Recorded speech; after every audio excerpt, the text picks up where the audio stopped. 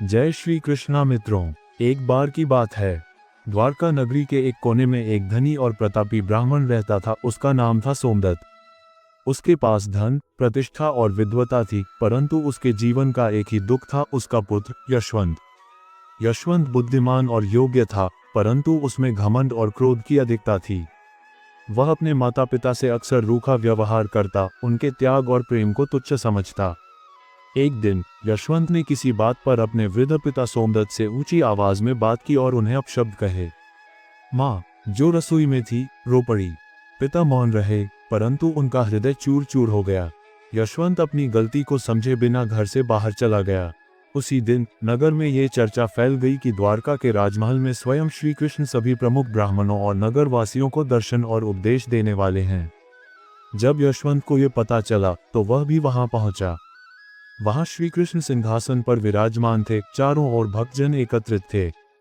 श्री कृष्ण ने अपनी कृपा दृष्टि सब पर डाली और कहा, आज मैं तुम सबको एक कथा सुनाने जा रहा हूं, जो तुम्हें ये समझाएगी कि माता पिता को दुख देने का क्या परिणाम होता है। बहुत समय पहले की बात है, एक छोटे से राज्य में एक युवक रहता था, नाम था मधुर। वह एकमात्र पुत्र था अपने माता पिता का। उसके माता पिता ने उसे बड़े प्रेम से पाला, हर कठिनाई सहकर उसका पालन पोषण किया। परंतु जैसे जैसे मधुर बड़ा हुआ, उसमें घमंड और अहंकार आ गया। वह सोचता था कि जो कुछ भी उसे मिला है वह उसके अपने पुरुषार्थ का परिणाम है, न कि माता पिता के त्याग का। एक दिन उसकी माँ बीमार पड़ गई।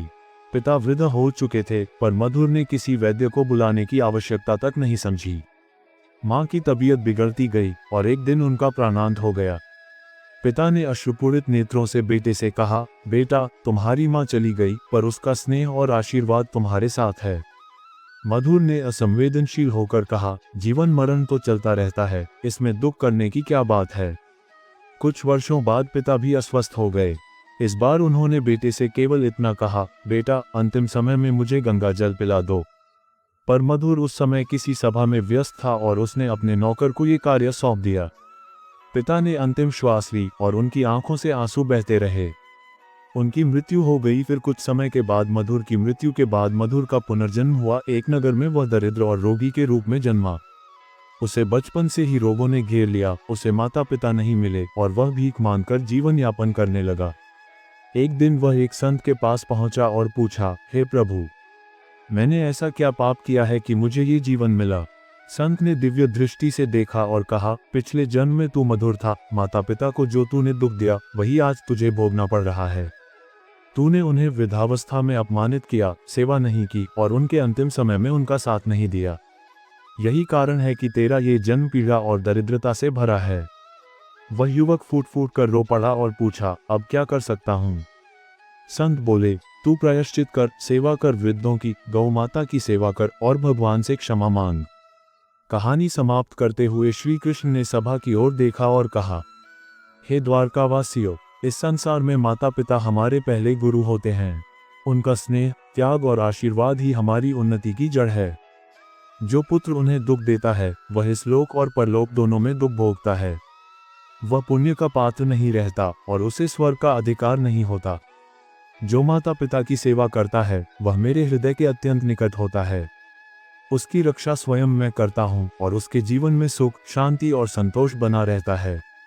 यशवंत, जो ये सब सुन रहा था, उसकी आंखों से अश्रुधारा बहने लगी। वह तुरंत सभा से उठकर अपने घर गया।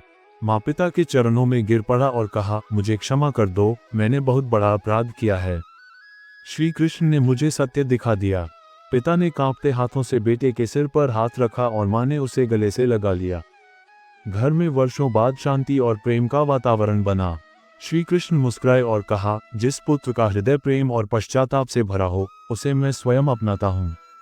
माता पिता का आदर करना केवल धर्म ही नहीं, बल्कि आत्मा का कर्तव्य है।